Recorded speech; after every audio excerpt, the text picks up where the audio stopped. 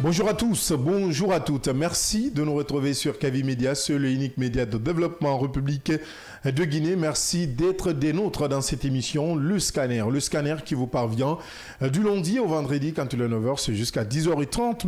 Nous vous aidons à comprendre l'actualité majeure, les sujets sur le plan national et international. Au menu de ce matin, à un peu plus d'un mois du scrutin présidentiel, le ministère de l'Administration du territoire et de la décentralisation veut mettre tout en œuvre pour garantir une présidentielle transparente. En tournée à l'intérieur du pays, le ministre Ibrahima Khalil Kamara insiste sur un traitement strictement équitable pour tous les candidats. Un message qui soulève à la fois la pluralité politique et la confiance dans le processus électoral, alors quelle est la portée réelle de cette mise au point et surtout que relève-t-elle du climat politique à l'approche du vote présidentiel. On en parle avec nos invités, M. Bela Kamano et M. Tenemba Kourouma, tous deux acteurs politiques. Et puis Emmanuel Macron est en déplacement officiel au Gabon, une visite hautement symbolique dans une région où les recompositions politiques se multiplient. C'est surtout sa première venue depuis la chute de la famille Bongo qui dominait la scène gabonaise depuis plus de 5 décennies.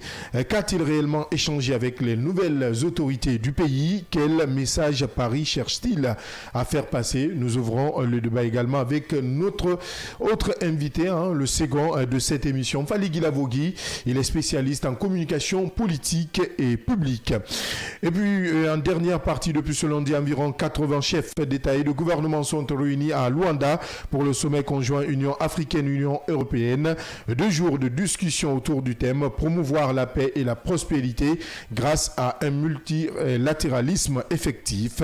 Une édition marquée par des relations parfois crispées entre certains États africains et plusieurs pays européens. Alors, quels sont les véritables enjeux pour l'avenir des relations entre les deux continents? Je veux citer l'Afrique et l'Europe. Que peut-on attendre de ce rendez-vous stratégique? On analyse, décrypte dans la dernière partie de votre émission, Le Scanner. Installez-vous confortablement. Bienvenue sur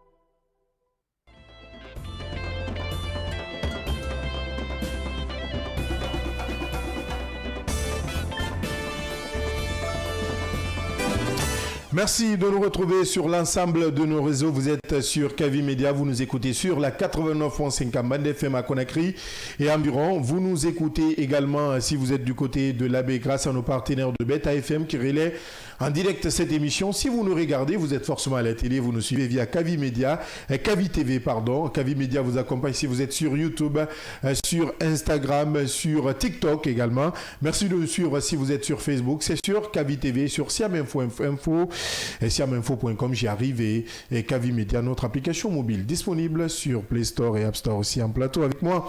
Mohamed Leba, bonjour. Bonjour Abdallah, bonjour à tout le monde. On parle de ce sujet, cette actualité brûlante, il faut le rappeler, cette sortie du ministre de l'Administration du territoire et de la décentralisation à quelques semaines du scrutin présidentiel. Et il affiche sa fermeté pour une présidentielle transparente. En tournée à l'intérieur du pays, je l'ai rappelé tantôt, le ministre Ibrahima Khalil Kamara insiste sur un traitement strictement équitable pour tous les candidats. Tous les candidats lisses, évidemment, pour la présidentielle de décembre 2025. Une sortie qui soulève assez de questions, notamment quelle portée réelle pour cette mise au point? Peut-être que traduit-elle dans le contexte actuel du pays, contexte politique de la République de Guinée? Mais avant d'avoir nos différents invités au bout du fil, d'abord, comment vous avez analysé cette sortie du ministre de l'Administration du territoire et de la décentralisation? En fait, c'était une sortie qui était attendue, il faut quand même le souligner. Ça dépend aussi, ça vient quand même davantage ça pourrait rendre davantage, disons, ce scrutin majeur crédible dans notre pays, parce que connaissant aujourd'hui les enjeux, cette élection présidentielle du 28 décembre prochain est très différente de celle qui a été organisée en 2010, parce que celle-là il y a le président, disons en exercice actuellement, qui va participer. Donc aujourd'hui, tous les regards quand même, disons, sont braqués sur la Guinée et surtout sa façon de se comporter vis-à-vis, disons, de cette élection-là, parce que c'est ce qui aujourd'hui va permettre à la Guinée d'acter quand même la fin de cette transition militaire que nous observons depuis 2021. Alors, c'était attendu que le ministre ou la DGE, mais il est quand même du ressort du ministre de l'administration du territoire et de la décentralisation, de sa compétence quand même de durcir le ton vis-à-vis, disons, du respect strict et surtout en ce qui concerne le traitement équitable des différents candidats. Nous avons vu à beaucoup d'échéances ici, surtout même lors des campagnes électorales, et il y a forcément certains, disons, candidats qui ne se sentent pas à l'aise dans certaines circonscriptions, des attaques, disons, organisées et parfois même des routes barrées à certains candidats. L'accès interdit. L'accès interdit, on en a connu dans notre pays. Donc je crois que le moment était très opportun parce qu'il était face quand même à des administrateurs territoriaux de mettre, disons, de remettre la balle sur table, carte sur table, et surtout d'en discuter et savoir réellement qu'est-ce qu'il faut dire, qu'est-ce qu'il faut faire à l'approche de ce scrutin-là, pendant le scrutin et après le scrutin. Évidemment. Mais ce qui est plus important, d'abord, c'est avant le scrutin, nous sommes en pré-campagne. Ça commence dans quelques heures. Il faut le dire. Il faut essayer de rassurer, c'est-à-dire les candidats aujourd'hui en liste pour dire que c'est pas parce que le président Doumbouya va participer à cette élection qu'il ne va pas y avoir de traitement. Donc, le ministère de l'administration du territoire et de la décentralisation, cette démarche, je crois qu'elle est salutaire, elle permettra de rassurer quand même, disons, les uns et les autres pour dire attention, on peut dérouler notre programme ou nos différents programmes de société sans gêne et on peut quand même faire campagne partout. On peut faire le tour de Conakry, de la Guinée sans problème. On peut accéder à toutes les circonscriptions, à toutes les zones, notamment à reculer, pour pouvoir dérouler nos différents projets de société vis-à-vis des citoyens, parce que c'est de ça qu'il s'agit. Il faut aujourd'hui, si nous mettons un accent sur ces projets de société-là, il faut quand même permettre aux uns et aux autres de vendre leurs projets de société, parce que c'est de ça qu'il s'agit, et il faut toucher à tous les aspects, notamment faire le tour de la Guinée. Et s'il y a des candidats, par exemple, parce qu'il y a des candidats qui ont forcément leur bastion, c'est-à-dire quelque part à travers le territoire. Donc, pas forcément dit que parce que tel n'est pas de notre région ou tel, on ne le fait pas comme ce qu'on a connu de par le passé. Ça va encore entacher la crédibilité de ce scrutin-là. Et finalement, le ministère de l'administration du territoire et de la décentralisation a juste pris les taureaux par les cornes à un moment qui est très opportun pour rappeler les uns et les autres, surtout à l'ordre, et savoir réellement rappeler les uns aux uns et aux autres ce qui leur revient, c'est-à-dire de rôle à faire avant ce scrutin, pendant le scrutin et après le scrutin. Parce que quand même, il s'agit de garder une stricte neutralité et surtout faire preuve de transparence pendant toute la période électorale. On me signale qu'il est déjà au bout du fil. Notre premier invité, il s'agit bien de Bella Kamano. Il est acteur politique. Bonjour, bienvenue Monsieur Kamano. Oui, bonjour. Merci d'accepter cette invitation ce matin. Je rappelle que vous êtes journaliste, acteur de la société civile, acteur politique. Il est important de le rappeler à l'instant. Vous avez suivi cette sortie du ministre de l'administration du territoire et de la décentralisation. Tout à l'heure, vous avez également suivi l'analyse de Mohamed Abba sur ce sujet, cette sortie qui intervient à quelques jours du lancement de l'ouverture de la campagne pour la présidentielle du 28 décembre 2025. Vous, en tant qu'acteur acteur politique, acteur de la société civile, quand le ministre parle de traitement strictement équitable, que faut-il réellement comprendre, M. Kamano? D'abord, je vais commencer par saluer l'équipe qui est déjà au studio, à commencer par ce brillantissime Abdallah et ses confrères chroniqueurs, mais aussi saluer les auditeurs qui vous pratiquent en ce moment, mais aussi les téléspectateurs. Je crois savoir que c'est une émission qui est aussi diffusée en direct sur Kavi TV. Oui. Je voudrais apporter une petite précision. Aujourd'hui, je ne suis plus journaliste, j'ai rapproché. Je suis plutôt acteur politique, président du parti Union pour la liberté et l'émergence, en abrégé ULE. Nous avons suivi avec beaucoup d'intérêt la sortie, pour ne pas qualifier cette sortie de tournée du ministre de l'administration du territoire, le général Inama Khalil Condé, pour faire appliquer une certaine disposition de nos textes de loi. Il s'agit de la neutralité de l'administration. Oui. Il faut le souligner de passage. C'est tout comme la haute autorité de la communication qui a pour mission en période électorale d'assurer l'équilibre de l'accès équitable, par exemple, des acteurs politiques aux médias. C'est tout comme la direction générale des élections qui doit jouer le rôle d'arbitre pendant cette élection. En tant que ministre de l'administration du territoire, nous avons suivi la tournée avec beaucoup d'intérêt pour, comme je l'ai dit, faire comprendre aux préfets, faire comprendre aux maires, faire comprendre aux sous-préfets que la neutralité leur est imposée en cette période électorale. Au-delà de cette neutralité prévue par les dispositions légales de nos textes de loi, je crois qu'il était bien que le ministre de l'administration du territoire fasse en sorte que cette élection soit une élection apaisée. Puisque, comme vous le savez, de par le passé, à chaque fois qu'on annonçait des élections, c'était des tensions. Des tensions dans les camps politiques, les tensions dans certaines régions où les acteurs politiques que vous connaissiez à l'époque avaient leur fief. Et aujourd'hui, il faut quand même se féliciter du fait que, pour le moment, nous n'avons pas encore identifié de zones où des tensions se préparent, où des tensions existent.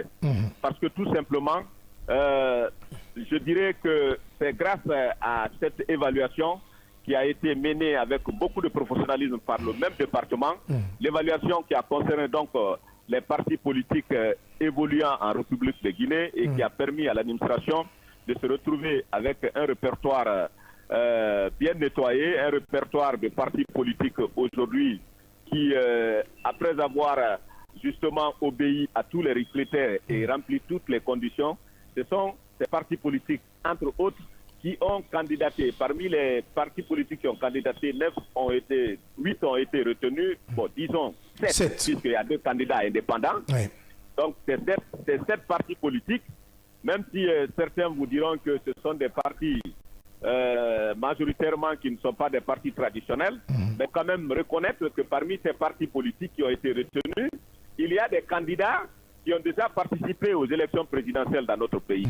Je veux par exemple citer mon cher ami Ablé Kourouma, je vais citer Abessila, je vais citer Makale, parmi eux il y a aussi des anciens ministres. Donc ce sont des figures politiques, des personnalités publiques, des responsables à un certain niveau qui sont dans la course. Ce qui n'empêche pas quand même le ministère de l'administration du territoire d'aller au contact donc des autorités décentralisées et déconcentrées pour leur dire attention, nous allons à une élection, préparez-vous à faire en sorte que l'élection se passe dans les meilleures conditions, puisque le retour à l'ordre constitutionnel passe forcément par des élections. Donc, je salue cette sortie du ministre de l'administration du territoire avec des discours très responsables, des discours neutres, qui, à mon avis, est une première dans notre pays. C'est une première dans notre pays et à mettre à l'actif donc du général Mamadi Doumbouya, à mettre à l'actif du Premier ministre Baouri, qui sont en train de tout faire pour que cette fois-ci, les dispositions légales qui interdisent, par exemple, l'utilisation des moyens de l'État lors des élections, qui interdisent l'intervention des acteurs étatiques pendant ces élections, qui interdisent, par exemple, l'implication des responsables à un certain niveau pendant ces élections, que tout cela soit interdit parce que donc pour vous être respecté. La neutralité doit être imposée à l'administration. Monsieur Kamanou, le message que le ministre de l'administration du territoire est en train de faire passer sur l'étendue du territoire national. Donc vous pensez que cette question ou dire qu'il faut un traitement strictement équitable ne concerne pas que les acteurs ou les candidats en liste, mais également ceux aujourd'hui en fonction qui doivent battre campagne pour un candidat quelconque, je ne veux pas faire de promotion, pour un candidat quelconque, doivent aussi éviter d'utiliser les ressources publiques pour battre campagne. C'est ce que vous estimez que dans le message véhiculé ou cette sortie du ministre Khalil, il y a aussi ce point qu'on devrait relever. Bien entendu, je crois que c'est des décisions qui ont été prises ici lors des conseils de ministres. Vous-même, vous voyez que cette fois-ci, il n'y a plus de parrain pour une préfecture, pas de parrain pour une région, pas de parrain pour une commune. Ce sont des directoires préfectoraux, des directoires régionaux qui ont été mis en place. Et ce sont ces directoires-là qui vont conduire désormais pour le candidat du GMD, ce sont ces directoires-là qui vont conduire cette campagne électorale en faveur de leurs candidats. Ce ne sont plus les ministres comme nous l'avons constaté lors du référendum passé où les ministres étaient des parrains. C'est un signal fort. Donc, le ministre de l'administration du territoire est dans cette logique. Lorsqu'il va à l'intérieur du pays, c'est pour faire passer ce message. Et vous-même, vous le constaterez que cette fois-ci, je l'ai dit tantôt, les moyens de l'État seront mis de côté. Et c'est souvent, c'est ce qu'on dit, souvent, M. Kamano, si vous permettez, souvent, si vous permettez... Et je vous le garantis, celui qui vous parle est un allié du candidat du GMD, le candidat indépendant qui est le général Mamadi Doumbouya. J'ai la chance de participer. Sauf qu'il n'y a pas de candidat. Avec le directeur Monsieur Kamano, qui est le Premier ministre. Donc, si je vous dis que cette fois-ci, les dispositions qui imposent la neutralité à l'administration seront respectées, l'utilisation des moyens de l'État. Alors, qu'est-ce qui vous donne aujourd'hui la garantie, qu'est-ce qui vous donne cette garantie aujourd'hui d'être formel ou aussi formel que ces différentes dispositions, disons, prises par le ministère de l'administration du territoire et de la décentralisation seront respectées strictement sur le terrain? Parce qu'on nous a habitués quand même à quelque chose dans notre pays. Il y a la réalité des discours, il y a également la réalité du terrain. Ouais. Oui, mais pour le moment, je crois que les discours en disent long sur ce qui va être fait. Vous avez vu, vous-même, vous êtes en train déjà de commenter la sortie du ministre de l'administration du territoire. Je vous ai donné un exemple. Est-ce que, auparavant, à quelques jours déjà, on savait déjà que c'est tel ministre qui doit parrainer telle région, tel ministre doit parrainer telle région. Mais vous avez vu qu'à les ministres, ce sont des directoires qui sont dirigés, je vous le précise, par des citoyens ordinaires. Des citoyens qui ont été désignés par soit les populations de la préfecture ou par les ressortissants. Alors, pour moi, ça prouve déjà que les dispositions qui imposent la neutralité à l'administration seront respectées. Mais aussi, vous allez aussi constater que auparavant, à l'approche déjà, on sentait l'implication de l'administration. On voyait déjà les ministres en train de faire des va-et-vient dans les préfectures. On constatait aussi que les ministres créaient des mouvements qu'ils finançaient. Disons-le, il y avait une certaine pré-campagne. Mais cette fois-ci, je vous le dis, au QG par exemple du candidat du GMD, il est formellement interdit de se regrouper là-bas parce que cette fois-ci, comme je vous l'ai dit, les autorités en place veulent le faire respecter et respecter les lois, les dispositions qui interdisent ce qu'on appelle entre guillemets les pré-campagnes. On parle de processus électoral, mais il n'y a pas de pré-campagne. Alors, lorsque vous venez en grand nombre, ils vous disent non, pour le moment, nous ne sommes pas prêts à recevoir les gens en grand nombre, on vous reçoit un à un parce que les regroupements signifient que nous sommes en pré-campagne, alors que la loi ne prévoit pas une pré-campagne. Il y a un processus qui commence avant et un processus pendant et le processus après. Pour le moment, permettez-nous de respecter les textes, ce que prévoient nos textes légaux. C'est ce qu'on vous dit. Et j'ai eu la chance de participer à une rencontre où on nous a dit simplement, vous êtes nombreux, retournez, allez-y désigner quelques représentants. Je parle par exemple de notre forum Ensemble pour la Guinée. Ils nous ont dit, ça c'est le ministre François Bruno, on n'est pas encore en campagne, nous ne pouvons pas recevoir un grand nombre, désignez vos représentants, au nombre de 5 vous venez, on discute. Mais quand vous venez en nombre, vous donnez l'impression que le QG est déjà en pré-campagne, alors que la loi l'interdit. Oui, Mohamed, on va rebondir carrément. Oui, allez-y. Oui, je voulais juste dire que, disons, la crédibilité de ce scrutin, disons, présidentiel dépendra également du comportement ou de cette neutralité annoncée. qu'est-ce qu'il faut aujourd'hui sur le terrain pour parvenir quand même à respecter ou à faire respecter ces grandes dispositions prises par le MATD?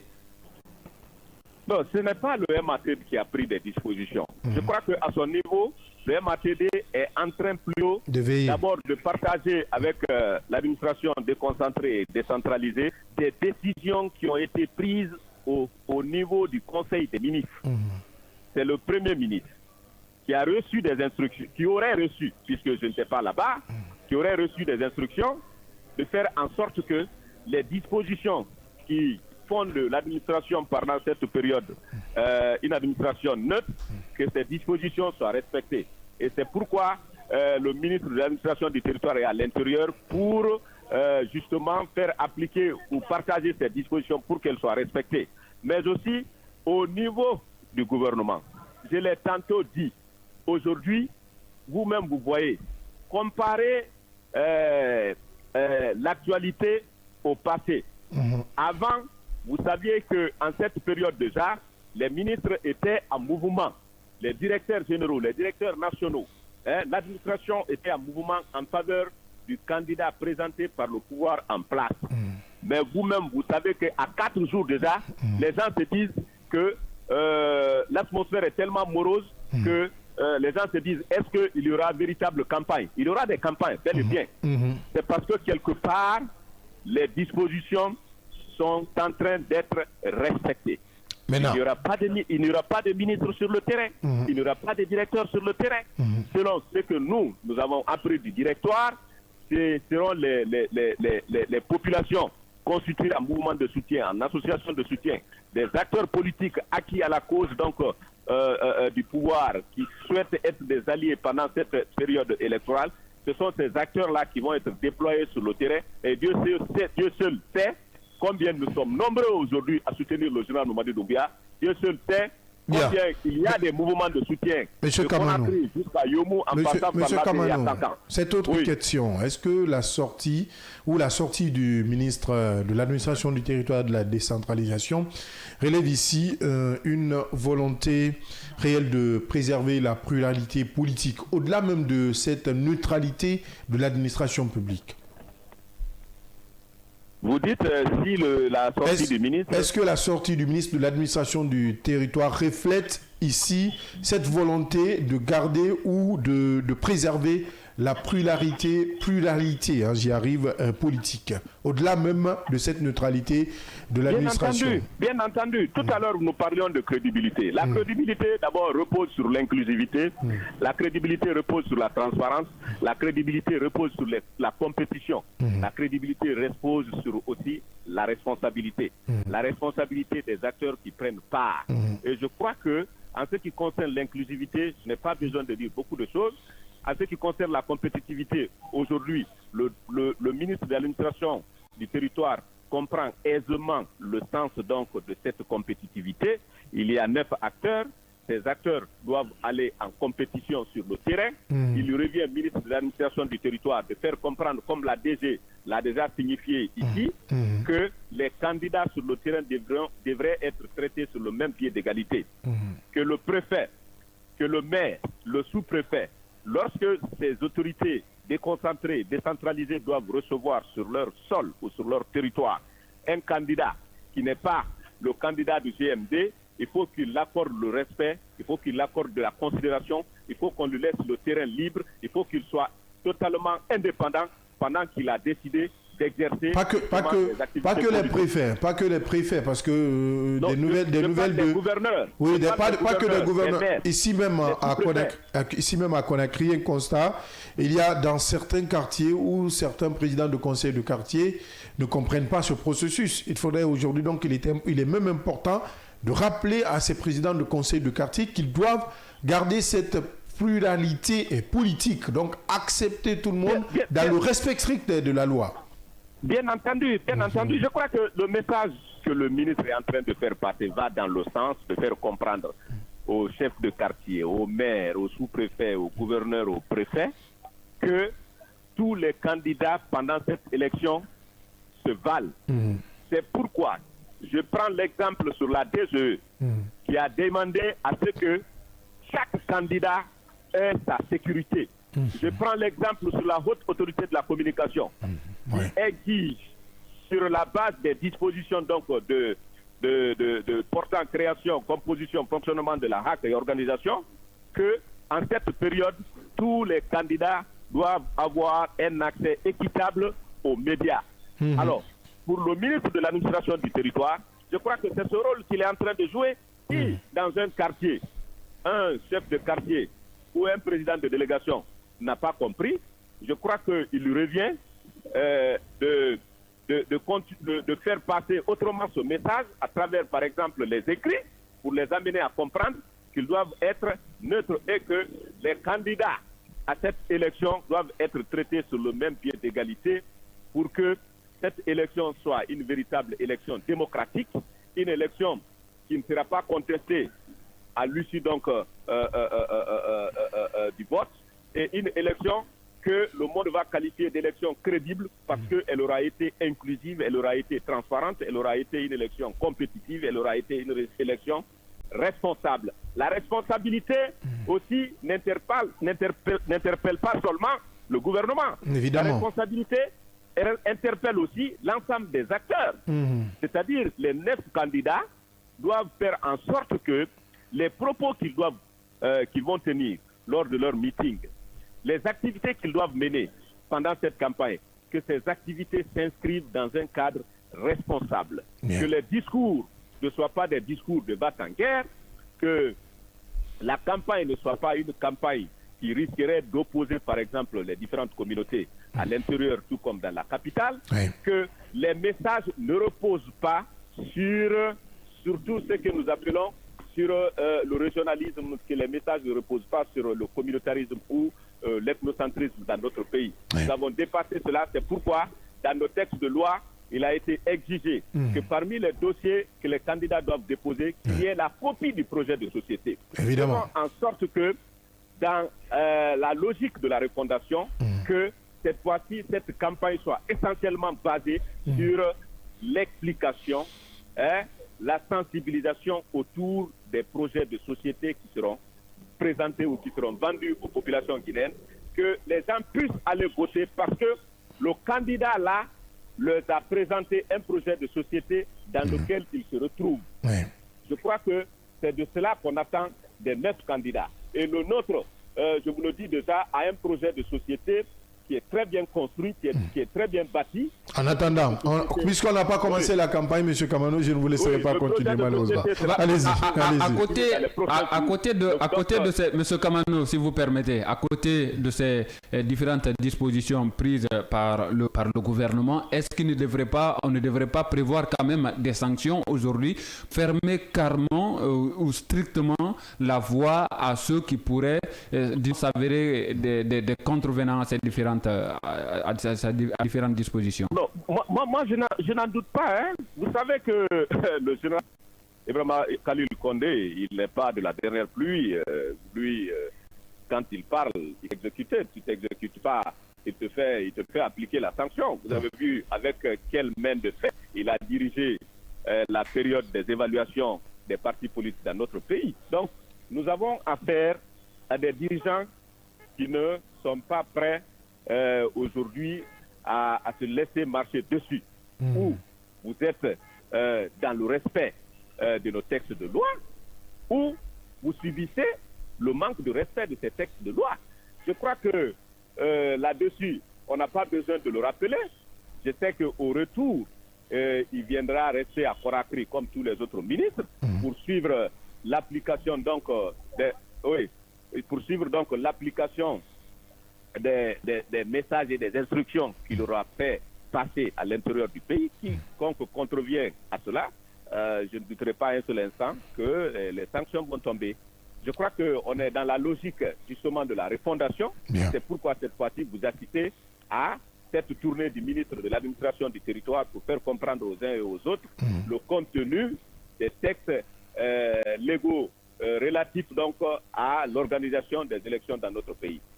Bien. Vous savez, c'est difficile de sanctionner si ce n'est pas prévu. Est-ce que le fait de ne pas prévoir n'est pas aujourd'hui une erreur qu'il faille quand même corriger à la va-vite, parce qu'on est quand même, disons, à la porte de la campagne présidentielle? Non, mais attendez, je crois qu'il est à l'intérieur du pays il y a plusieurs jours de cela. Oui. Et est-ce qu'il n'a pas 2 ou 3 semaines comme ça à l'intérieur du pays? Pour moi, ce n'est pas trop tard, hein, et même si c'était trop tard, il n'est jamais trop tard pour mieux faire. Nous sommes dans la refondation, c'est pourquoi il a pris son bâton de pèlerin pour aller faire passer ce message afin de faire comprendre aux uns et aux autres que cette fois-ci, les donnes doivent changer. Il n'est pas trop tard, à mon avis. Bien. Il n'est pas au-delà du délai. Il est encore dans le délai, à mon avis. Oui, parce que normalement, la campagne s'ouvre aujourd'hui, hein, normalement, bon, pas aujourd'hui, demain. Aujourd'hui, à partir de 0 heure. La campagne s'ouvre dans 48 heures, mais le décret doit être pris dans les 48 heures. Oui, c'est ce que je dis, hein, demain, normalement. Mais, sauf que à partir d'aujourd'hui, on doit s'attendre à l'ouverture officielle de la campagne présidentielle. En tout cas, merci, monsieur Kamano. Et je rappelle que vous êtes monsieur Kamano, l'acteur politique. C'est moi qui vous remercie et remercie vos téléspectateurs et auditeurs, particulièrement toute l'équipe du plateau. Merci vraiment. Merci d'être intervenu dans cette émission. Ex-confrère. Confrère, journaliste à vie, il l'a dit une fois. Même s'il dépose pour l'heure son micro, il me dit toujours qu'il est journaliste à vie. Donc je prends cela avec beaucoup de prudence, hein, honnêtement. Allez, on parle toujours de ce même sujet, c'est de cette sortie du ministère ou du ministre de l'administration du territoire et de la décentralisation, notamment sur ce traitement équitable des candidats. On va tout à l'heure essayer de joindre un autre acteur de la vie politique guinéenne. Il s'agit plutôt de Tenemba Akouroma, qui est aussi acteur politique. Avec lui, nous allons également débattre de ce sujet dont nous évoquons ce matin avec la complicité de la réalisation. Mais avant d'avoir Tenemba, vous avez suivi monsieur Kamano, Bella Kamano, notre confrère, ex-confrère, comme tu l'as rappelé tout à l'heure, et qui pense que cette sortie rappelle une fois encore la neutralité de l'administration publique, mais aussi la pluralité politique. Oui, comment aujourd'hui garder quand même la pluralité politique? Je crois que c'est nécessaire dans notre pays. Il est aujourd'hui inconcevable quand même qu'on retombe encore dans un passé très froissé, surtout en termes de respect des droits des uns et des autres, surtout en matière électorale. Nous en avons connu pas mal d'expériences dans ce pays-là. Aujourd'hui, donc, voir un ministre quand même, surtout sur le terrain, parce qu'on parle quand même de plus d'une semaine, disons, de tourner à l'intérieur du pays. Oui. Mais il faut quand même se dire que la Guinée ne se limite pas qu'à l'intérieur du pays. Ce qui, moi, me préoccupe aujourd'hui, c'est le fait quand même qu'il n'y a pas eu de sanctions prévues, surtout pour des personnes qui pourraient passer outre ces différentes règles-là. Vous le savez, quand il n'y a pas de sanctions prévues, ça va être très difficile parce qu'il y a toujours, disons, des brebis galeuses qui vont se dire, il n'y a pas de sanctions, je peux me permettre de faire certaines choses au nom de qui que ce soit. Je crois que c'est une erreur si ça peut... Monumental. Évidemment, mais qu'on peut peut-être corriger, même si on est quand même, disons, à la porte de la campagne présidentielle qui devrait s'ouvrir dans les heures qui suivent. Je crois qu'on peut revenir dessus parce que ça permettrait de remettre encore les pendules à l'heure, ça permettrait encore de remettre de l'ordre et surtout prévenir les uns et les autres pour dire attention, si vous passez outre ces différentes dispositions-là, voilà, vous vous exposez soit à ces différentes sanctions et c'est ce qui va vous arriver si vous n'accordez pas tel privilège à tel candidat sur tel territoire de la Guinée. Donc c'est très important aujourd'hui de le rappeler. Et je me dis quand même que le fait de corriger cette erreur-là, ça pourrait nous débarrasser de ce qu'on a connu il y a de cela en 2020 ici.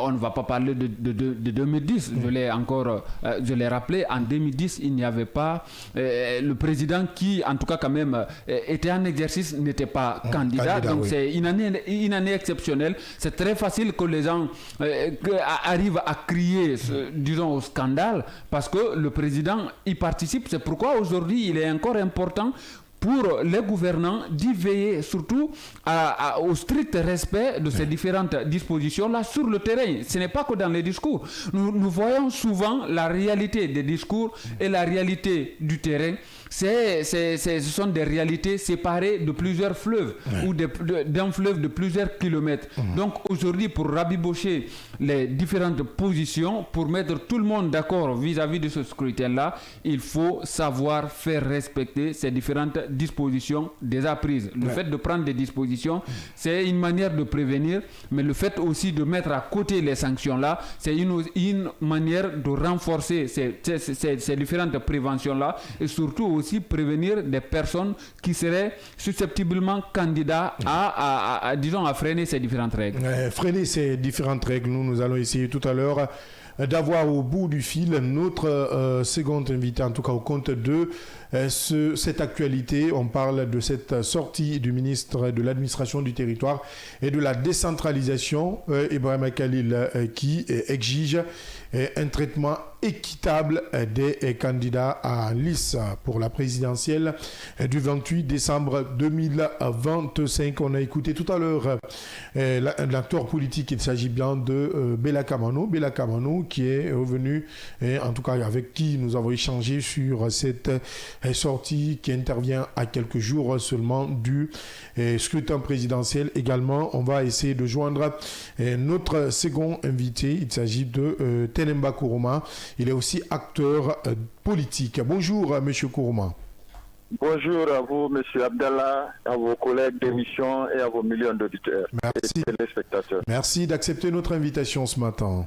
À moi de vous remercier. De cette sortie du ministre de l'administration du territoire et de la décentralisation, tout à l'heure, vous avez écouté votre collègue, en tout cas vous avez écouté M. Bella Kamano, qui est aussi acteur de la vie politique guinéenne. Vous, après avoir en tout cas suivi cette sortie du ministre, quelle est d'abord votre première réaction? Est-ce que pour vous, il faut aujourd'hui parler de pluralité politique et de neutralité de l'administration à travers cette sortie? Bon, je pense que c'est une sortie qui est vide de son contenu parce que le ministre a bel et bien passé le message qu'il faut, mais qui n'est pas déjà en phase réelle qui n'est pas en rapport de neutralité avec la réalité sur le terrain. À partir du moment où on constate certains préfets même qui sont en train de danser sur les réseaux sociaux avec des vêtements de campagne pour un candidat, ça c'est déjà raté, parce qu'en période électorale, la neutralité de l'administration garantit déjà l'égalité entre les candidats en veillant à ce que l'administration ne favorise aucune campagne politique. Pour cela, la communication institutionnelle doit rester informative et objective. Les élus ne doivent pas utiliser les moyens publics à des fins de propagande et les agents publics doivent respecter leurs devoirs de réserve et d'impartialité, s'abstenant notamment de distribuer du matériel électoral. Mais à partir du moment aussi où on constate que la solidarité gouvernementale est un fait, le Premier ministre est directeur de campagne, le ministre de la fonction publique est dans le directoire de campagne qui est le patron de tous les fonctionnaires, et aussi d'autres ministres, on sent leur présence déjà dans les réunions ou dans les conventions du mouvement GMD. Donc nous, on s'est dit que la neutralité, on ne peut plus parler de ça. Parce que le début déjà de cette construction de la DGE, que l'administration du territoire devrait organiser les élections, était venu que les militaires au pouvoir ne devraient pas être candidats. Mais une question qui a été évacuée grâce à la nouvelle constitution, très importante. Au cadre du dialogue, la construction était partie qu'il fallait confier les organisations des élections référendaires au MATD parce qu'il n'y avait pas de candidats. Et à la base aussi, il n'y avait pas de candidature posée du président de la transition. Donc chacun tenait déjà que l'administration pouvait être neutre. Mais à partir du moment où le ministre de l'administration est sous le décret du président candidat, la DGE, la directrice de la DGE est sous le décret du président candidat, tous les préfets de la République sont sous le décret du président candidat, toutes les délégations spéciales ne sont pas des élus, sont sous le décret du président candidat, et tous les chefs de quartier aussi sont sous la nomination du président candidat. On ne peut pas parler de neutralité, mon cher. Mais c'est de l'ex-Duralex.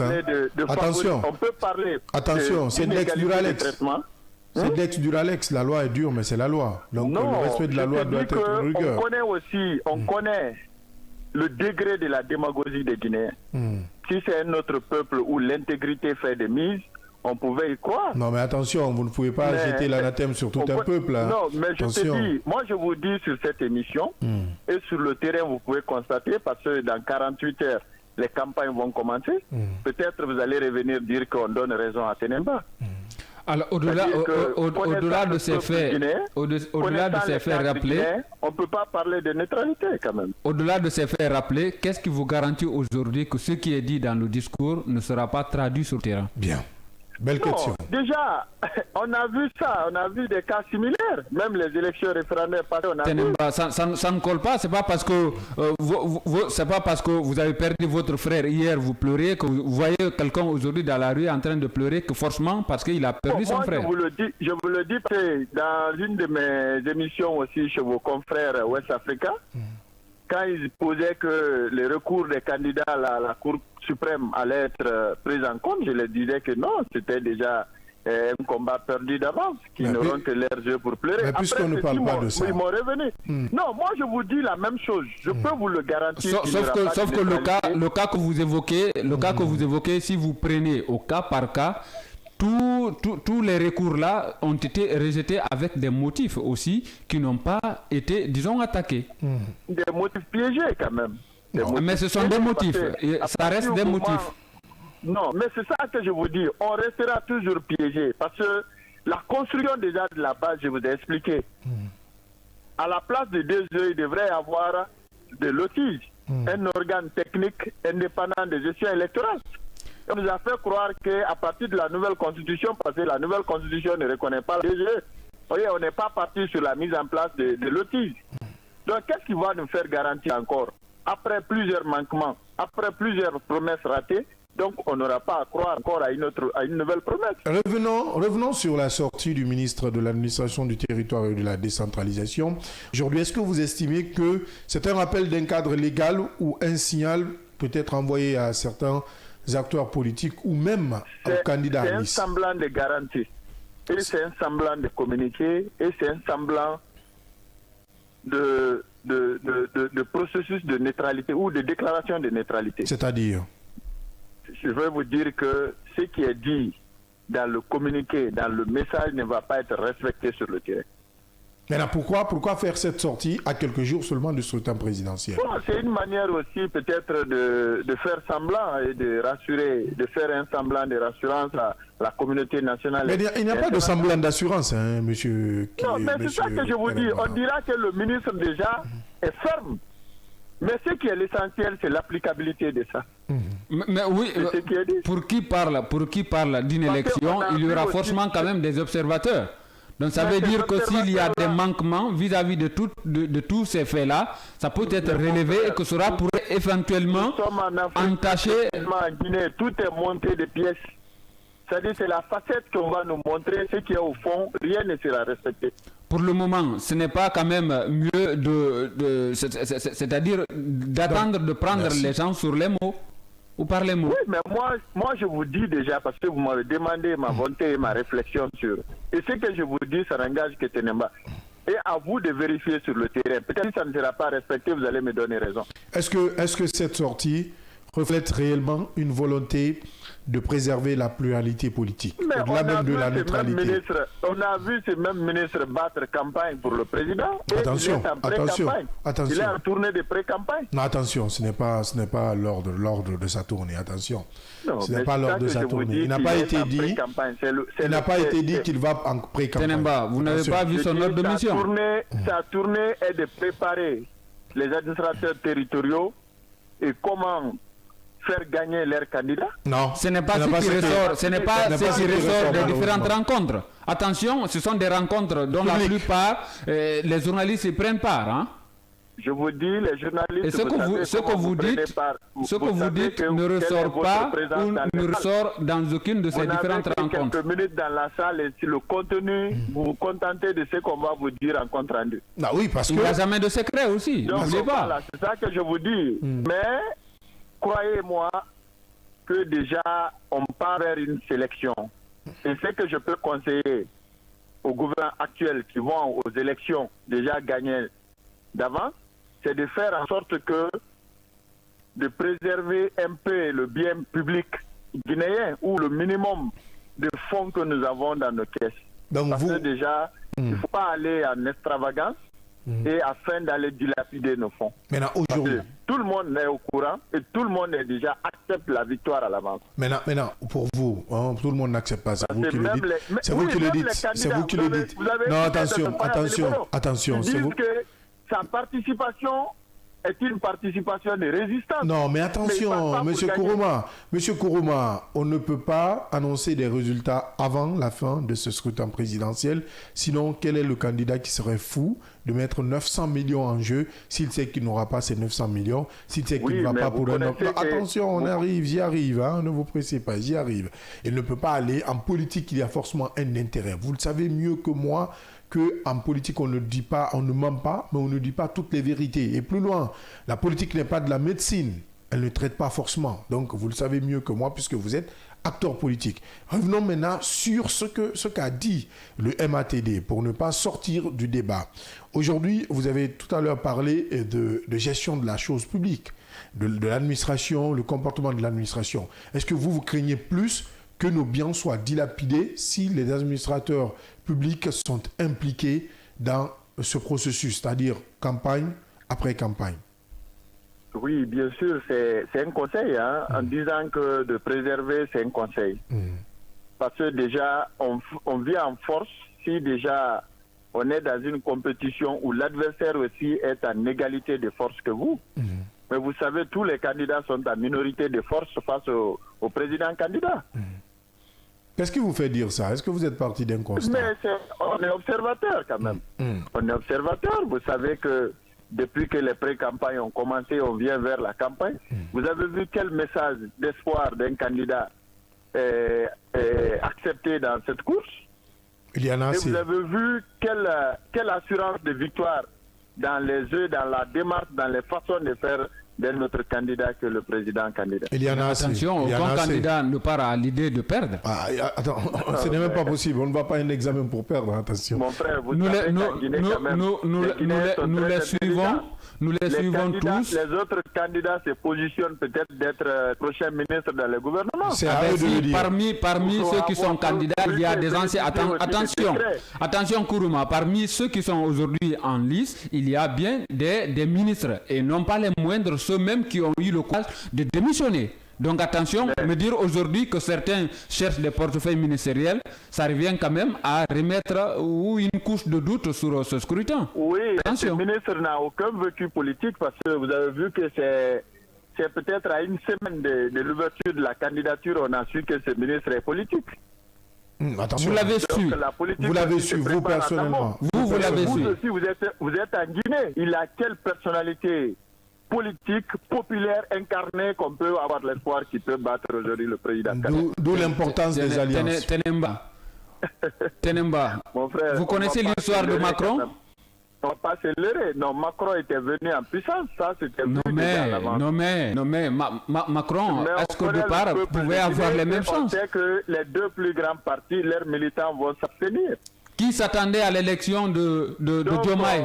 La minorité des militants, c'est les candidats vont se partager. Et vous savez que le président candidat est favori. Je vous le répète, Diomaye avait quel vécu politique?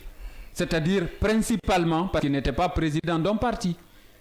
Oui, mais c'est ça. La politique, c'est d'être président d'un parti. Si vous n'êtes pas président d'un parti, vous n'êtes pas politique en parti. Mais c'est ce que je dis. C'est que ça veut dire que vous êtes en train de vous contredire. Bien. Non, je ne me contredis pas. Je me suis en train de dire que le ministre favori que vous voulez nous faire croire, on lui a connu politique à une semaine de l'ouverture de la candidature. Personne n'a parlé de favori. Que faudrait-il? Donc, nous, les politiques, on ne sent aucun poids politique sur ces ministres. Bien. Maintenant, on ne va pas personnaliser le débat. Bien, on ne va pas personnaliser le débat. Que faudrait-il, selon vous, pour garantir une présidentielle réellement transparente? Il n'y a pas de garantie. C'est d'aller juste mettre en application ce qui est préparé et comment dirais-je, proclamer le vainqueur. Que faudrait-il? Que faudrait-il pour qu'il y ait une garantie, M. Kourouma? Il n'y aura pas de garantie, donc il ne faut même pas se fatiguer. Donc vous estimez que tout est joué? Tous les politiques se sont résignés, y compris moi, à observer, croire peut-être à un lendemain autre, mais je vous dis que la Guinée encore a besoin d'un sauveur. Parce que vous avez été évalué en mauvais élève, hein? Vous n'étiez pas présent. Non, moi je n'ai pas été évalué. C'est ce que j'ai dit, un mauvais élève. Vous n'étiez pas présent. Non, j'ai été exclu. Ah bon, c'est vous qui le dites. Il y a une évaluation, si je faisais partie de l'évaluation et avoir un mauvais résultat, mais j'allais l'accepter. Non, mais exclure quelqu'un, c'est si vous êtes dedans qu'on peut vous exclure. Mais si vous n'avez pas participé, on ne peut pas appeler ça exclusion. Même dans l'évaluation, on a été exclu. Bien. Attention. Ça voudrait dire qu'il y a une rase contre le jeune Ténéba. Non, loin de tout ça. Vous n'avez pas... C'est dommage. Vous n'avez pas... Dans les autres pays, voir des jeunes aussi, peut-être visionnaires, qui s'engagent dans la politique, l'État devrait encadrer notre futur passé pour dire que ça peut donner un lendemain futur meilleur, ou ça peut aussi encourager les autres jeunes à faire comme nous. Le candidat Mamadi Doumbouya est aussi jeune, hein? Le candidat Mamadi Doumbouya est un jeune adulte. Non, mais il est jeune. C'est vrai, il est le plus jeune leader, il est le plus jeune candidat. Et alors, nous, comme notre tour déjà nous donne, comment dirais-je, nous donne la possibilité, le devoir sacré d'accompagner le plus jeune, peut-être que nous allons l'accompagner. Ah, on a compris le message. Merci. Merci en tout cas, M. Ténéba Kourouma. Merci d'être intervenu dans cette émission. À moi de vous remercier. Donc, vous avez suivi tout à l'heure notre invité, un second invité, Ibrahima Ténéba Kourouma, qui est le président du parti Guide qui n'a pas été, en tout cas, reconnu par le MATD, ministère de l'administration du territoire et de la décentralisation. Donc aujourd'hui, Ténéba qui continue sa lutte politique qui prévoit en tout cas rejoindre une coalition ou une alliance. Il a déjà annoncé tout à l'heure dans cette émission le scanner. Mohamed Leba, on a suivi nos deux invités. On ne va pas revenir sur tout ce qui a été dit, mais à les entendre, on a comme l'impression que l'un optimiste et l'autre plus ou moins pessimiste ou réticent. Ça me fait penser à un candidat, à l'approche, disons même, du dépôt des dossiers de candidature qui se disait que c'était une élection gagnée d'avance. On ne peut pas se le permettre. Il faut dire que nous, chez nous, on estime que tous les candidats se valent. Il va falloir quand même attendre, disons, le dénouement de ce scrutin-là pour tirer quand même tirer une conclusion. Pour tirer une conclusion et surtout savoir qui va tirer en premier son épingle du jeu. C'est de ça qu'il s'agit, c'est une élection. Jusqu'à date, il n'y a pas de contestation majeure par rapport au cas de dossier, disons, rejeté. Il y a eu des motifs, minimes qu'ils soient, il y a eu des motifs. Personne ne dira qu'on l'a triché et que son dossier était complet et que ça a été fait délibéré de le rejeter, son dossier. Et pour le moment, le débat n'est plus à ce niveau-là. Nous sommes à quelques heures de l'ouverture de la campagne présidentielle et à un mois pratiquement de l'élection présidentielle. Aujourd'hui, tenir des discours allant dans le rassemblement et surtout pour le maintien également de la paix et de la cohésion sociale, je crois que c'est ce qu'on a besoin aujourd'hui, de passer ce moment historique, parce que ça permettra à la Guinée d'acter, je le rappelle encore une nouvelle fois, la fin de la transition que nous observons depuis 2021. Aujourd'hui, à travers l'Afrique, nous allons revenir sur le cas gabonais, où Emmanuel Macron a effectué une visite. Vous avez entendu son discours, c'est parce qu'aujourd'hui, le Gabon a accepté cette évaluation électorale et finalement, il sort quand même du lot des pays à risque. Donc aujourd'hui, ça permettrait également à la Guinée de rassurer ses partenaires, ça permettrait à la Guinée d'amorcer enfin, disons, son développement. Son développement, vous l'avez compris, la pub. Et derrière, nous allons prendre la direction du Gabon où Emmanuel Macron a effectué une visite officielle de ce côté. C'est tout à l'heure, ne zappez surtout pas.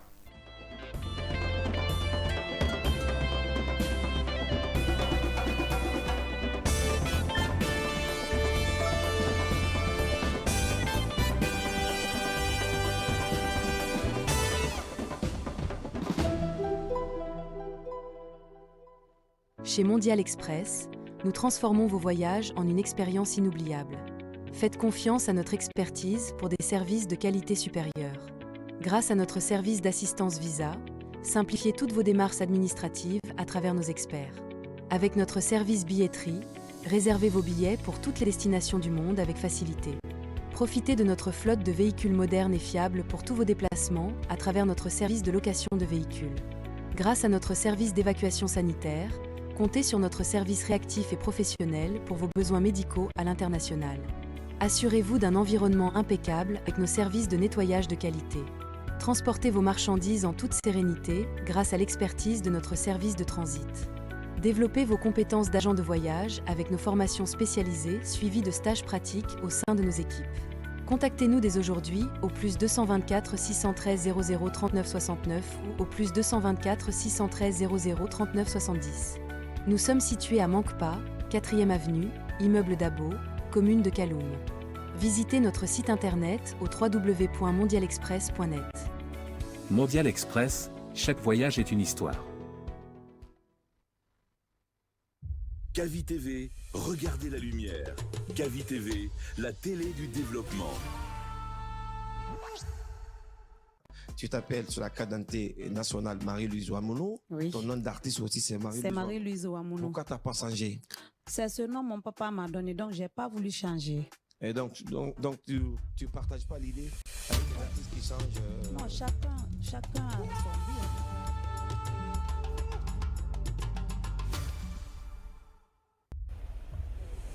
Kavi TV, regardez la lumière. Kavi TV, télé du développement. Kavi TV, c'est plus qu'une chaîne. C'est la voix de ceux qui construisent, innovent et transforment leur quotidien. Reportages, magazines, débats, documentaires. Chaque contenu est pensé pour informer, éduquer et éveiller les consciences. Agriculture, éducation, santé, environnement, entrepreneuriat. Les vrais enjeux du développement sont au cœur de notre mission. Kavi TV, la télévision de développement, proche des réalités, tournée vers l'avenir. Informé pour agir, inspiré pour grandir. Rejoignez-nous sur Kavi TV.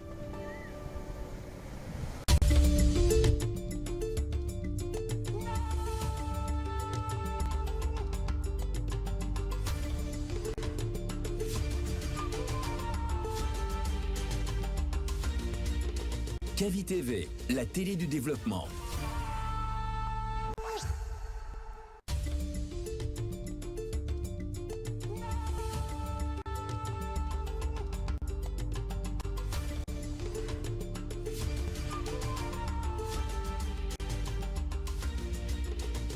Kavi TV, la télé du développement.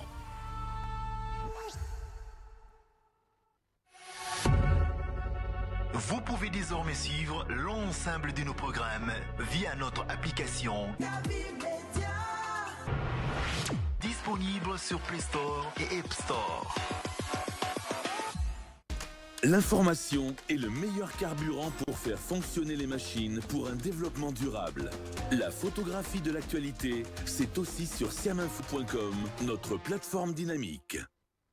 Chers téléspectateurs, bonsoir à tous et bienvenue dans votre émission. Monsieur Bangora, bonsoir. Mettons-nous, bonsoir et bienvenue. Bonsoir. Sur le plan national comme sur le plan international, quel sentiment t'anime? Tu ne m'as même pas laissé essayer une fois au moins.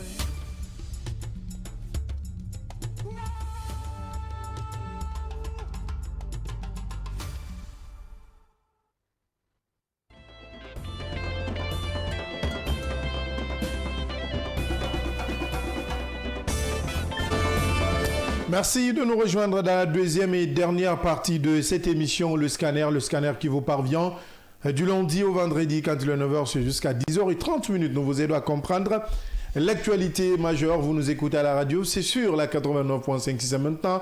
Vous nous rejoignez à la télé, vous nous regardez sur Kavi TV, sur notre application mobile Kavi Média disponible sur Play Store et App Store, sur notre site d'information, siaminfo.com, également sur les réseaux sociaux, Facebook notamment, vous nous suivez via Kavi TV. Merci de votre fidélité. Je vous l'annonçais tantôt, Emmanuel Macron est en déplacement officiel au Gabon. Une visite symbolique dans un pays où les équilibres ont changé depuis la chute de la famille Bongo après plus de 50 ans de règne. Que faut-il savoir de cette visite du président français? Les explications avec vous, Mohamed Leba.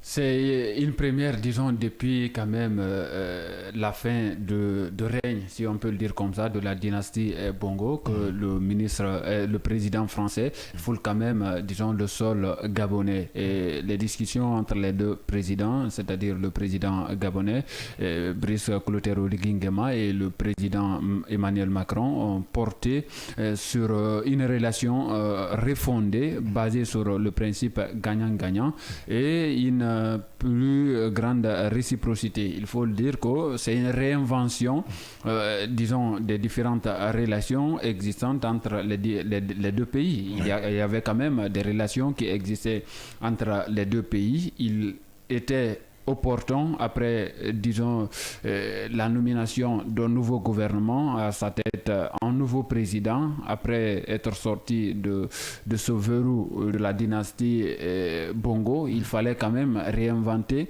les différentes relations-là afin quand même de leur donner un sens, disons, très particulier. Alors, il y a eu notamment ces relations sur le plan politique. Emmanuel Macron a salué quand même le tournant politique décisif au Gabon depuis la transition entamée en août 2023 par Brice Clotaire Oligui Nguema. Et Emmanuel Macron affirme également que la France sera là et à sa juste place pour accompagner le Gabon dans son processus, disons, de développement. Ce partenariat, on l'a dit, c'est gagnant-gagnant. Bilatéral, donc bilatéral en termes professionnels.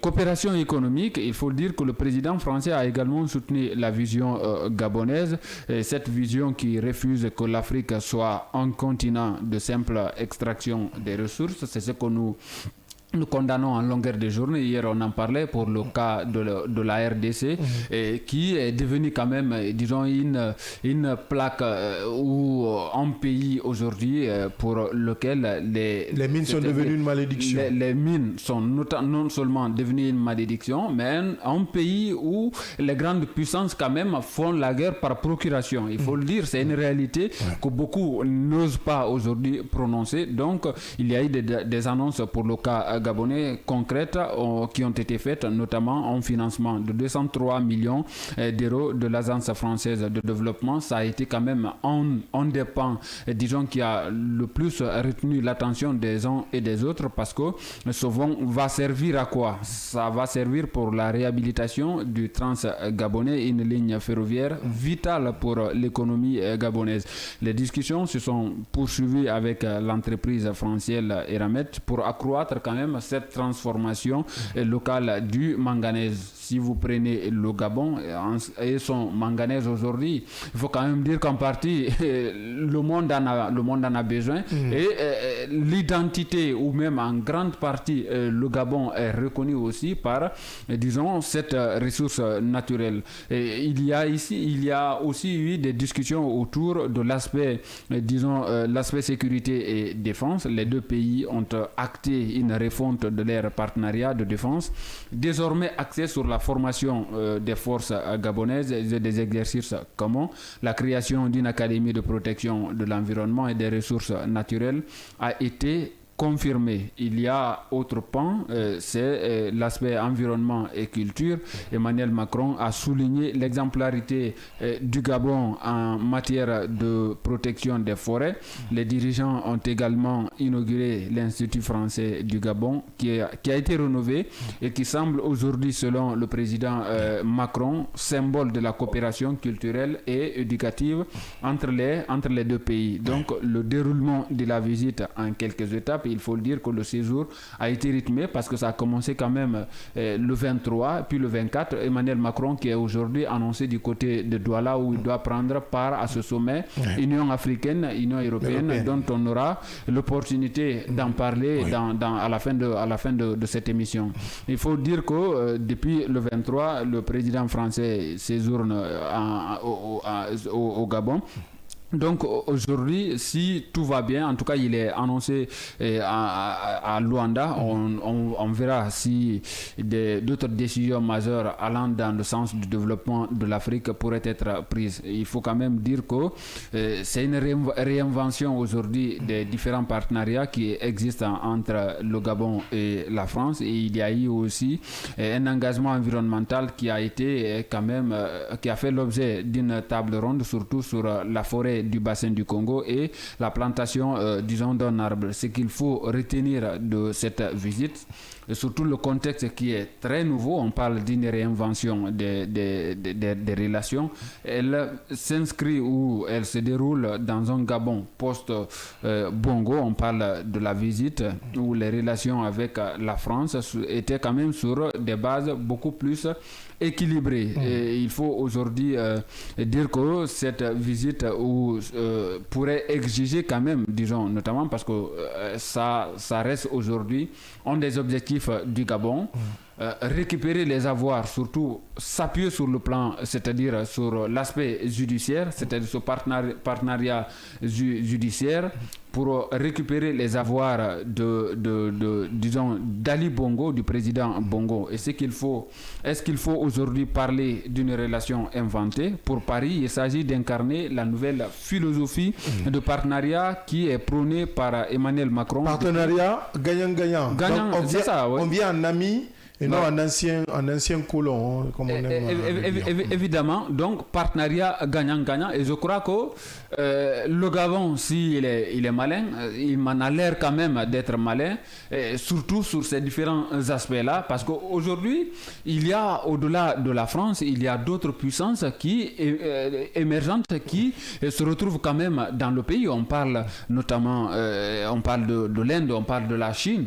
Et si vous regardez dans le domaine d'infrastructure, la réalisation d'infrastructures au Gabon, dans le domaine industriel, ce sont ces puissances-là qui, quand même, disons, sortent la tête de l'eau et qui occupent naturellement le terrain. Donc, il y a bien évidemment une concurrence internationale. Et la France, bien que premier investisseur au Gabon, doit désormais composer avec, disons, cette influence croissante de puissances émergentes. Donc, il faut aujourd'hui, et c'est très opportun pour la France de remettre carte sur table, c'est-à-dire par rapport à ces différents partenariats-là, de renouveler ces différents partenariats et disons de dire au Gabon, voilà ce qu'on veut, et c'est au Gabon maintenant d'en tirer toutes les conséquences et surtout aussi d'être strict sur le respect de ces différentes conventions si possible, de ces différents partenariats, si ils sont scellés, de veiller à son respect, parce que nous avons vu sur le continent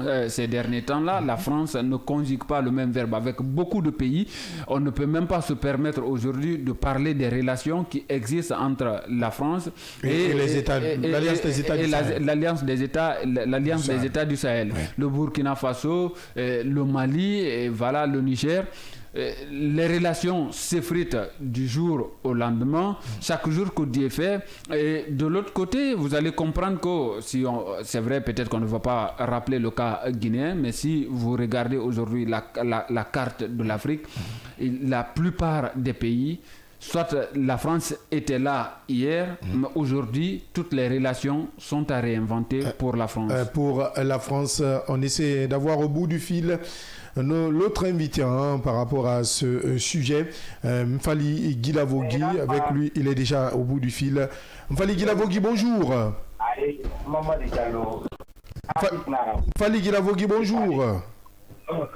Oui, allô, bonjour. Bonjour à l'ensemble des chroniqueurs de l'émission Le Scanner de Kavi Média. Merci d'intervenir sur nos antennes ce matin. Je rappelle que vous êtes spécialiste en communication politique et publique. Vous avez suivi cette visite officielle du président Macron au Gabon. Macron qui vient dans un contexte où la famille Bongo, la dynastie Bongo vient de céder face à Oligui Nguema qui a été auteur d'un coup d'État, qui s'est terminé après son élection suite à la présidentielle organisée de ce côté. Pour vous, Macron avec son homologue du Gabon ont échangé sur des questions sécuritaires, sur des questions économiques et autres. Quel message la France veut-elle faire passer dans une région en pleine recomposition, pour vous qui êtes spécialiste en communication politique et publique? Voilà, merci Abdallah Kamara pour cette question importante à mes yeux. Je pense que cette visite a plusieurs enjeux. Alors, comme vous avez dit, on va sur le plan politique, c'est un secret de polichinelle. Vous savez que le Gabon sort d'une transition. Donc la visite d'Emmanuel Macron, en termes d'analyse, en termes de communication, je pense que c'est d'abord une reconnaissance à l'international. Donc après la transition notamment qui a été décriée, parce que le président Oligui Nguema avait dit qu'il n'allait pas se présenter et tout d'un coup il a changé de posture, il est devenu candidat, il a organisé les élections qu'il a donc remportées. Donc il cherche aujourd'hui il cherche une reconnaissance internationale. Donc quand on le place dans ce contexte-là, je pense que sur le plan politique, la visite de Macron va apporter beaucoup. Ça apporte un peu, si vous voulez, de la crédibilité. Donc l'ouverture aux investissements extérieurs. Oui, parce que la France est l'un des premiers partenaires en matière d'investissement en France. Donc si elle a décidé après la transition de se retourner là, de poser ses valises, je pense que c'est déjà un signal fort. Mais il faut dire que les deux dirigeants, à travers cette visite, ont exprimé une volonté aujourd'hui de renforcer davantage le partenariat qui sera fondé sur un respect mutuel, sur l'efficacité et puis sur la défense des intérêts et des priorités définies donc lors de ces échanges-là par le président gabonais. Et Emmanuel Macron a salué les efforts de normalisation parce que vous savez que la France défend, si vous voulez, les droits de l'homme. La France fait partie des pays qui défendent quand même les droits de l'homme. Donc partout où parfois il y a des violations des droits de l'homme, la France n'hésite pas à taper du poing sur la table. Donc après le coup d'État survenu dans ce pays, la France avait tourné dos officiellement au Gabon, mais une fois le retour à l'ordre constitutionnel, donc il était de la responsabilité de cet État-là qui entretient des relations séculaires avec le Gabon, en tout cas de revenir.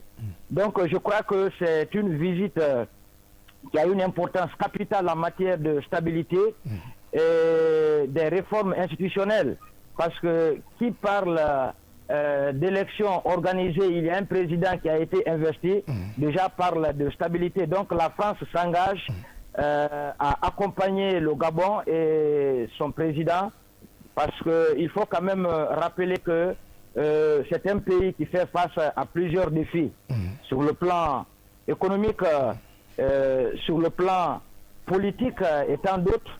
Donc l'un des partenaires aujourd'hui qui répond à l'appel du Gabon, c'est naturellement Emmanuel Macron. Maintenant, puisque vous parlez, vous évoquez cet aspect économique. Macron quand même a annoncé un investissement de 200 milliards. 203 millions. 203 millions de ce côté grâce à l'AFD, l'Agence France Développement. Aujourd'hui, est-ce qu'on peut dire que Macron est en train de relancer économiquement le Gabon, puisque lui-même il rappelle que l'Afrique ne peut plus être un continent de simple extraction. Il évoque plus loin un partenariat respectueux, gagnant-gagnant. Oui, il faut dire que cette visite a non seulement des enjeux politiques, mais au-delà, il a beaucoup été question d'économie. Parce que c'est un pays qui sort de la transition, c'est un pays qui était complètement agenouillé avec les régimes précédents, un pays complètement pillé. Donc, après la période de transition, le Gabon a besoin aujourd'hui de partenaires pour pouvoir relancer son économie. Et d'abord, le président français, en venant, il est venu avec une forte délégation d'entrepreneurs français qui l'ont accompagné. C'était pour évaluer un peu, si vous voulez, les opportunités d'investissement dans les secteurs prioritaires du gouvernement, comme les infrastructures, la formation professionnelle, l'énergie, la technologie, l'aménagement urbain. Donc il faut dire que, en tout cas, la France veut aider le Gabon à sortir de l'ornière, parce que dans ce sens-là, plusieurs partenariats ont été notamment scellés et qui pourraient permettre au Gabon de se repositionner en Afrique australe. Est-ce que vous estimez aujourd'hui que à travers ces différents partenariats réinventés ou qui doivent faire l'objet d'une réinvention entre le Gabon et la France, le Gabon a beaucoup plus à tirer étant en tant que comme profit? Oui, le Gabon a beaucoup plus à tirer dans la relation. D'abord, il faut rappeler que depuis le XIe siècle, la France existe au Gabon.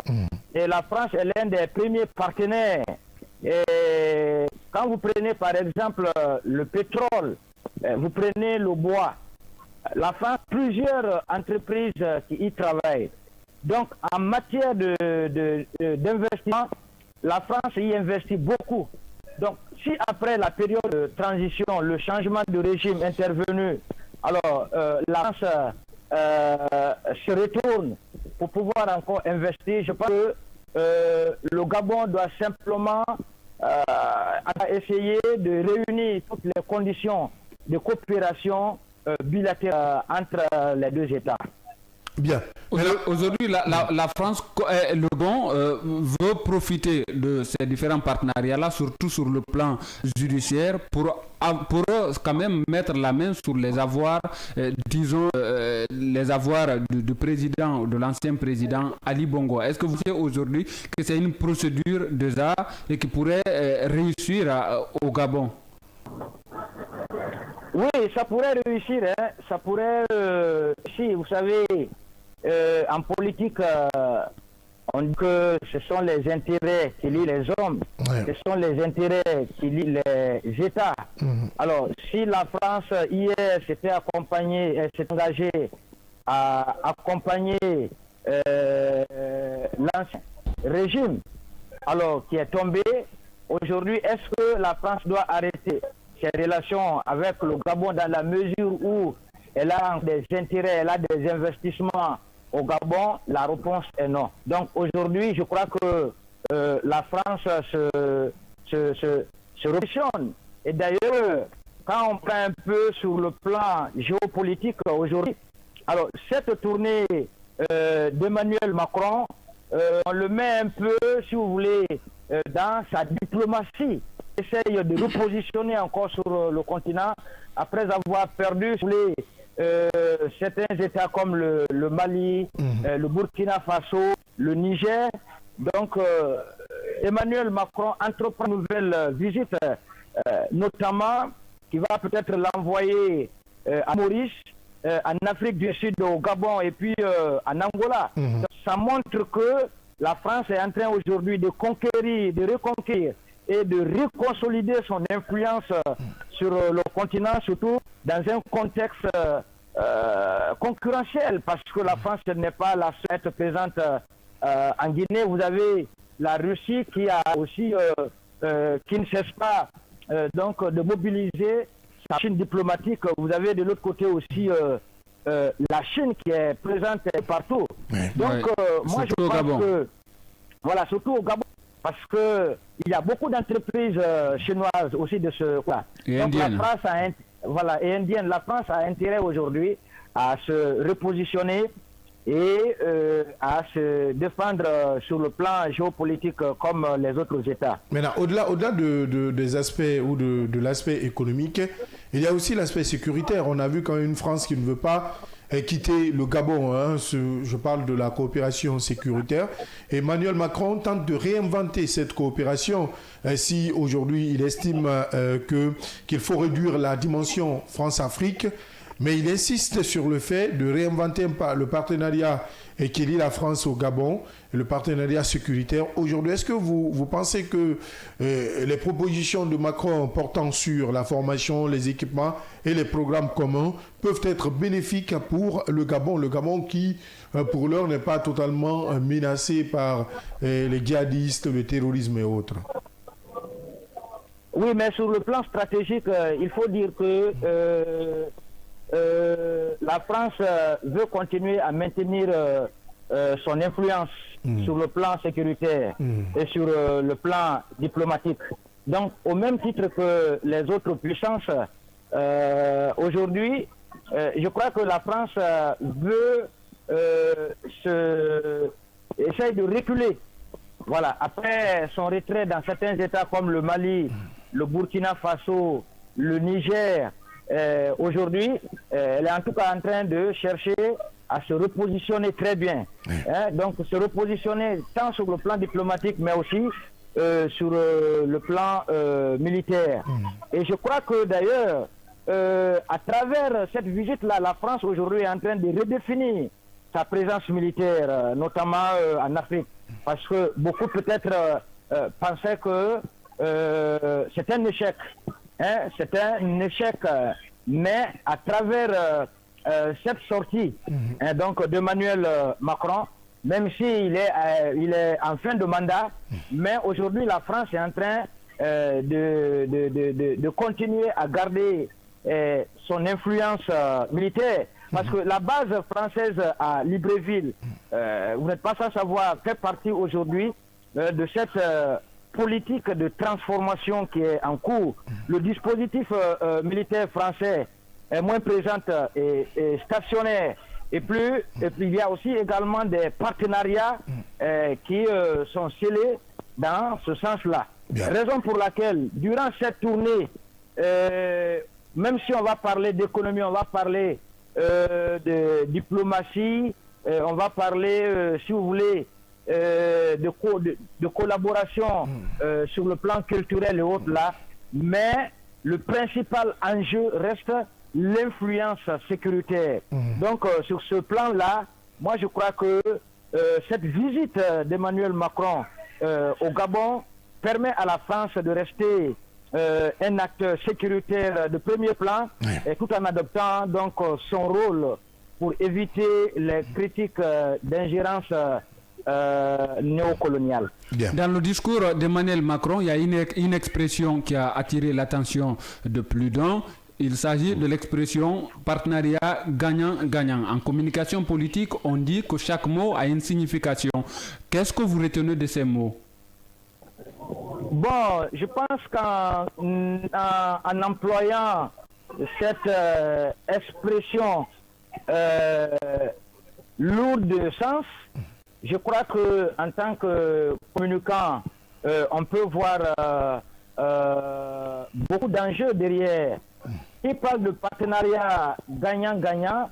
Alors, pour moi, c'est que la France va investir, la France va accompagner le Gabon, la France va se montrer, si vous voulez, comme partenaire numéro 1, mais en contrepartie, le Gabon doit aussi s'ouvrir, doit continuer à défendre les intérêts de son partenaire qui est la France.